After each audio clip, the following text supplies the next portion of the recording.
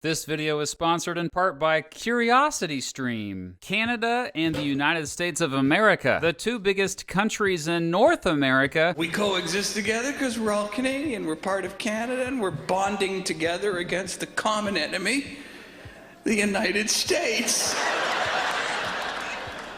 What a horrible country. I live there now. They're the most un-Canadian people you will ever meet in your life.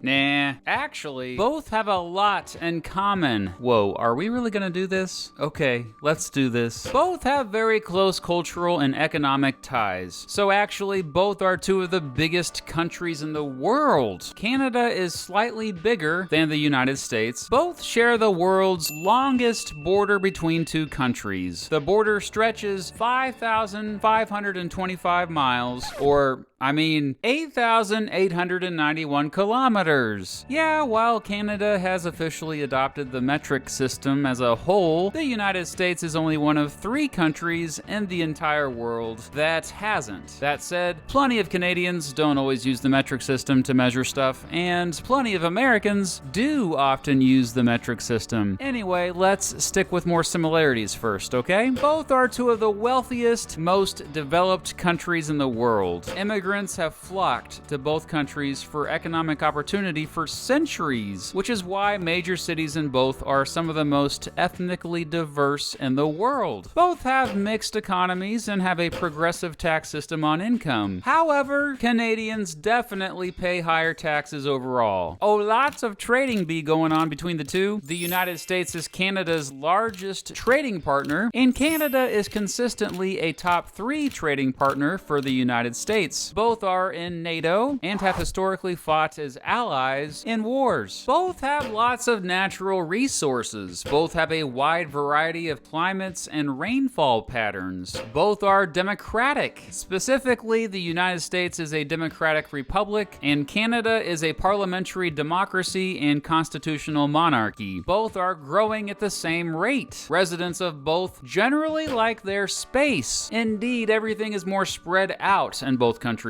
Both have mostly the same holidays.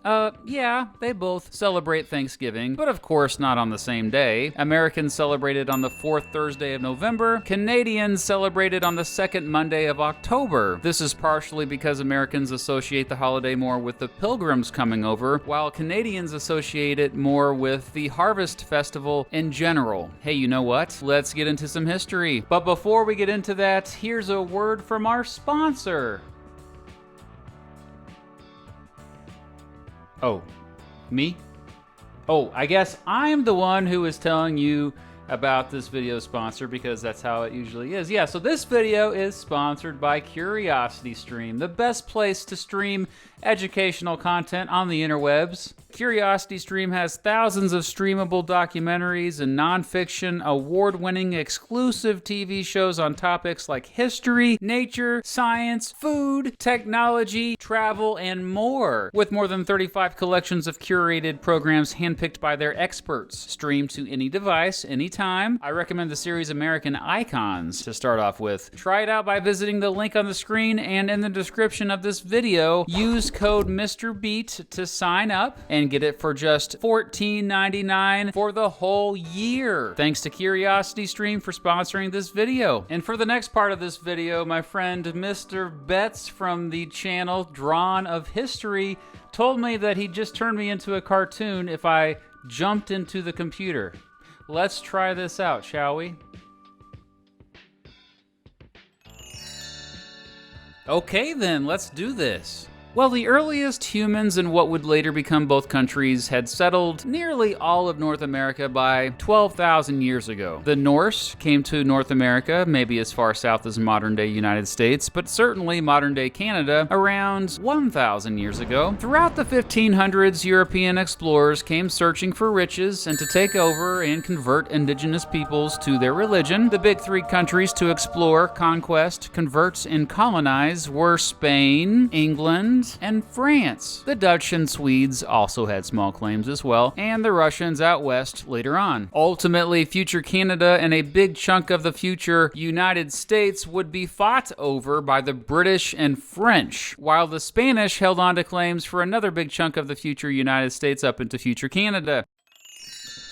By the early 1700s, around a few thousand Spanish, 16,000 French, and 300,000 English settlers lived in modern-day United States and Canada. That alone should tell you the direction the future would go. But first, a few wars between France and Britain. The biggest one, the 7 Years' War, well, specifically the French and Indian War, led to Britain taking over all previously held French territory in mainland North America. Britain was feeling pretty good about themselves until 13 of its colonies decided to all up and declare independence a few years after this. Today, Americans celebrate July 4th, 1776, as their country's birthday, as that was the day the Second Continental Congress adopted the Declaration of Independence. After the American War of Independence, Britain lost most of its North American colonies, but it did hold on to future Canada. Many of the Loyalists during that war, or folks who wanted to stay loyal to Britain, ended up fleeing the United States to future Canada. The United States was truly an experiment. It was the first government that went all in for the Enlightenment ideals of liberalism and republicanism, completely rejecting royalty and the aristocracy, while calling for prioritizing the protection of natural rights. It was the first major group of colonies to successfully revolt against colonial rule and inspire the rest of the world. Meanwhile, in 1791, Britain established Upper Canada and Lower Canada. Lower Canada still had a predominantly French population. Also by that time, there were the colonies of Nova Scotia and New Brunswick. In 1803, the United States bought Louisiana from France, doubling the size of the country. Now let's jump ahead to the War of 1812. Most Canadians today know all about the War of 1812 and love to point out how this was the war when the British forces burnt down the White House. Most Americans barely know anything about the War of 1812, so hey, Americans,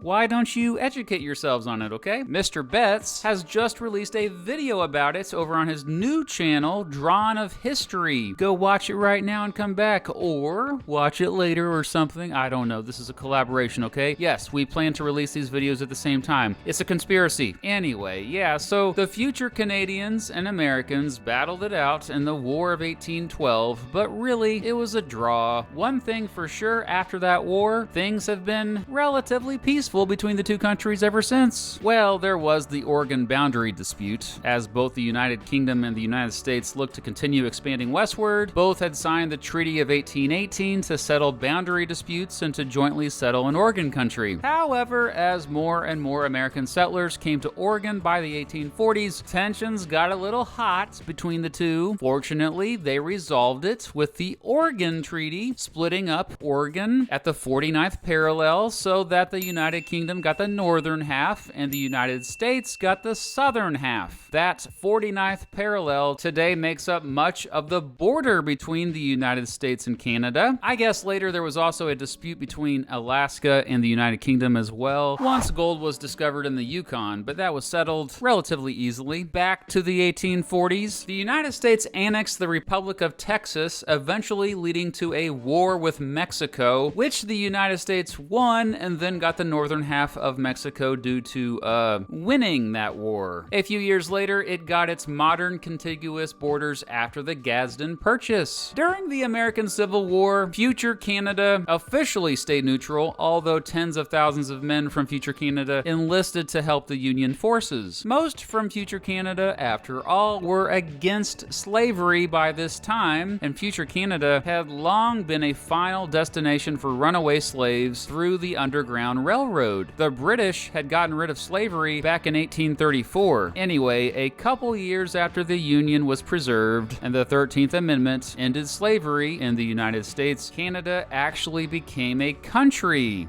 Well, kind of.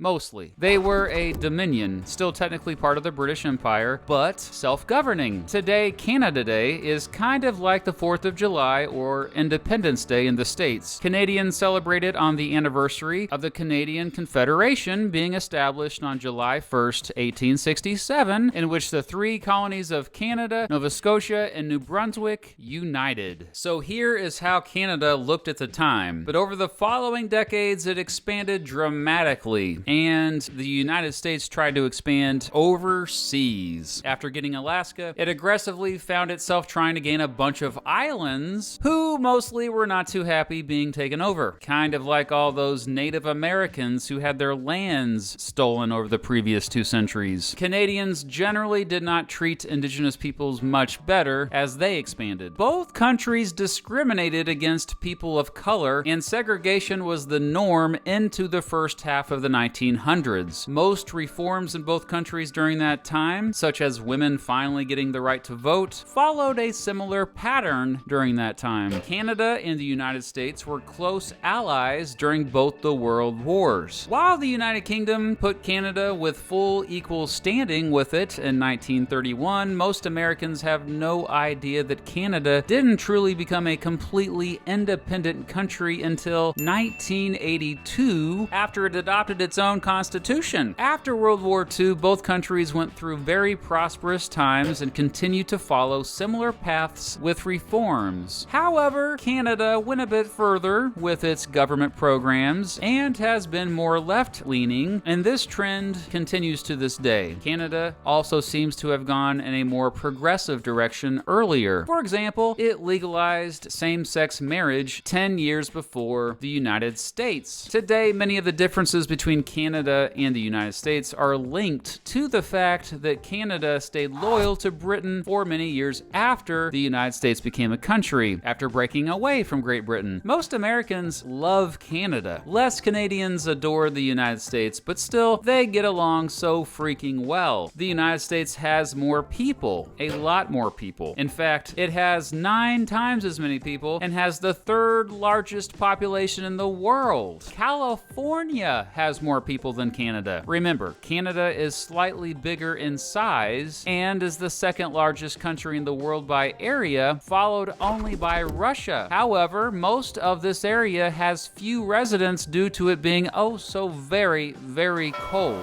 90% of Canadians actually live within 100 miles of the US border. And yeah, let's look at the climate more closely. Canada is perhaps obviously colder being further north, even if you include comparing it to Alaska. Most of Canada's climate zones are affected by very cold air from the Arctic region. There are exceptions. Along the southwestern coast of Canada, there is mostly an oceanic climate. Much of southern Canada has various types of continental or arid climates. However, the vast majority of Canada is subarctic, and much of it is also tundra. The furthest northern areas of Canada are even permanently under ice. The United States is obviously warmer overall, but basically has every climate zone imaginable, from the rainforests of Hawaii to the tundra of Alaska, from the humid subtropical climate of most of the South and part of the Midwest, to the deserts of the western portions of the country. Heck, you'll even see several different climate types within one state. The wettest parts of the country get as much as 275 inches of precipitation each year. On the other hand, Death Valley, which is often not only the driest but hottest place in the country, barely gets more than 2 inches of precipitation each year. Canada has just as crazy of difference. The driest parts of the country up in Nunavut get just over 3 inches of rain each year, and Henderson Lake on Vancouver Island gets more than 287 inches each year. It gets more rainfall than any other place in North America. There are 50 states in the United States, and also a federal district, 5 self-governing territories, and several other random island possessions. Canada has 10 provinces and 3 territories. The life expectancy is higher in Canada. Related to this, Canada has universal health care. The United States does not. Yeah, politically, the United States is more conservative on most issues. The median age is higher in Canada. Canada has 2 official languages, English and French. The majority of Quebec residents speak French as a first language. The United States has no official language, but the two most common languages are English and Spanish. The poverty rate is higher in the United States, although Canadians measure their poverty rate differently, so perhaps that is misleading. The United States also has worse debt as a percentage of GDP. However, the median household income is higher in the United States. Football, or American football, that is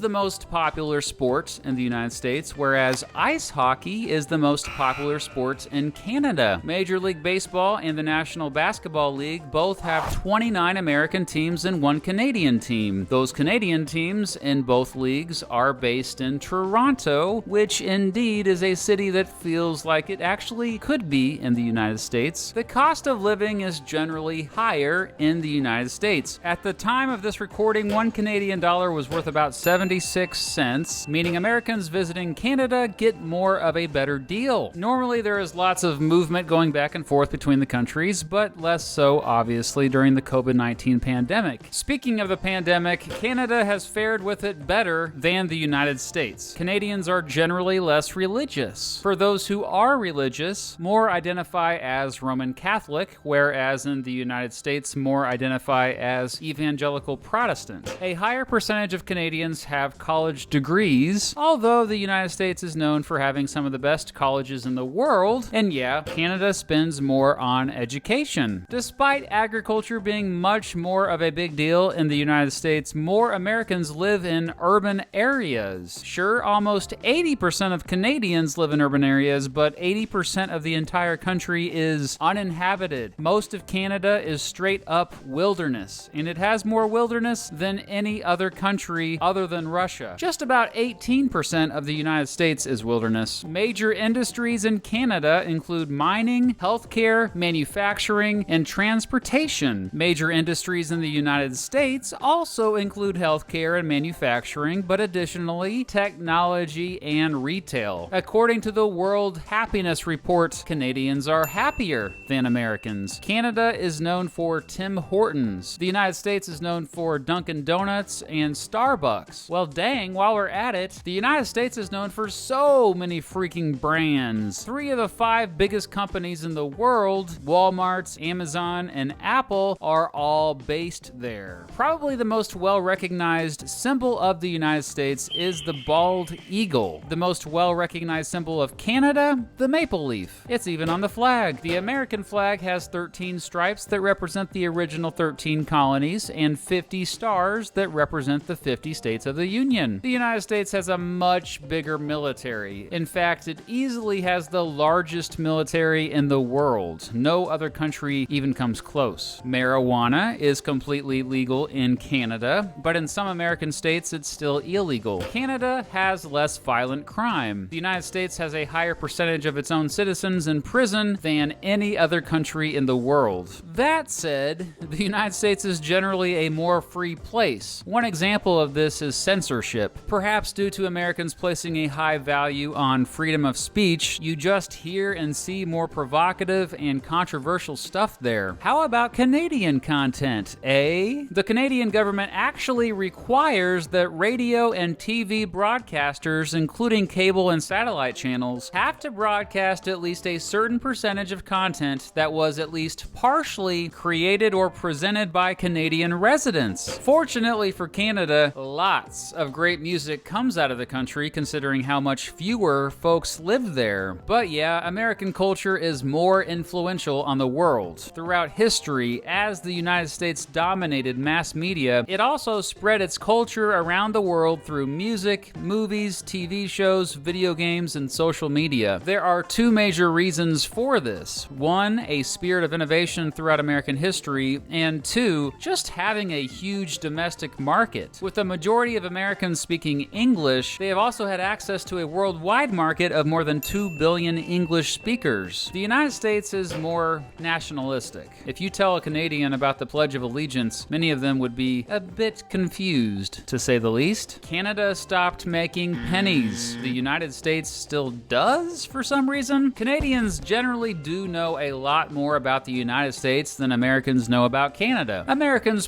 already harder. I have no scientific evidence to back this up, but it's probably true. Okay, let's try to wrap this up. Overall, most of the differences between the two are subtle, like Canadians apparently call these pencil crowns, but Americans call them colored pencils. And Canadians call these washrooms, and Americans call them bathrooms or restrooms. But honestly, folks like JJ McCullough argue those differences are overrated. Because both countries are so dang big, and because there are so many regional differences, it's been really difficult making this video, since many of these generalizations are misleading. Undoubtedly, the United States remains a superpower in the world, and Canada is often in its shadow. However, both continue to thrive and really do depend on each other. And yeah, they really are two of my favorite countries. I mean, no surprise, right?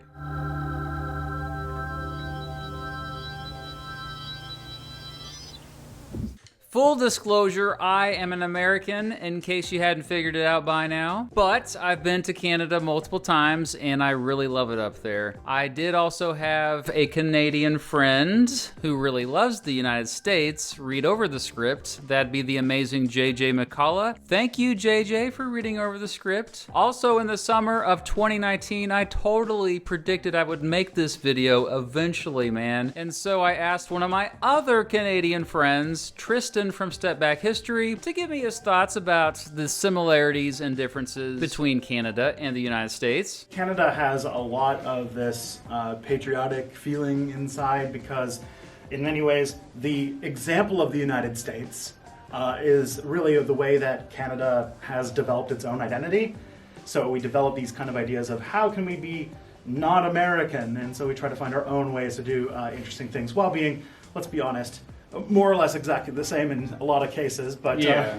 The majority of my regular viewers are from one of these two countries, and so I know you have lots more to add in the comments, so comment away. Also, don't forget to check out my friend Mr. Betts' video about the War of 1812 over on his new channel, Drawn of History. Yeah, it's a new channel, but it's already one of the best history channels on YouTube, period. Check it out and subscribe, I'm telling ya. And finally, here's my monthly shout out to all my Patreon supporters who donate at least $10 or more each month to the channel, beginning with my biggest donors: Matt Standish, El Casper, Sean Connett, Nick Everett, Alicia Solberg, Andrew B., Jacob Velasquez, Cody Moore, Dr. Paul J. Lilly, Bradley Poole, John Johnson, Andrew Snyder, CJ Cavey, Kit Walker, Zachary F. Parker, Victor Martinez, Justin Emerson Richards, Southside Mitch, Lee Fortier, William Rausch, Thomas Oppenheim, Kyler James Reinhart, Cal Stevens, and the Geo Scholar. Thank you all for donating to my channel, and thank you for watching.